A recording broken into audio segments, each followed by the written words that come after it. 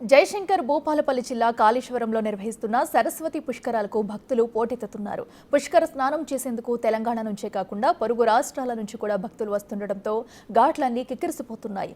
భక్తుల తాకిడి పెరగడంతో కాళేశ్వర ముక్తేశ్వర స్వామి వారి దర్శనానికి ఆలస్యమవుతుంది.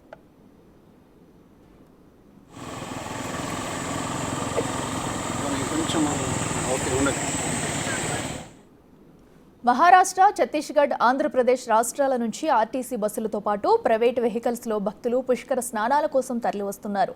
సరస్వతి మాతకు చైర, సారే, పసుపు కుంకుమ సమర్పించి మొక్కులు చెల్లించుకుంటున్నారు. భక్తులకు ఎలాంటి ఇబ్బందులు తలెత్తకుండా అధికారులు గైడ్ చేస్తున్నారు.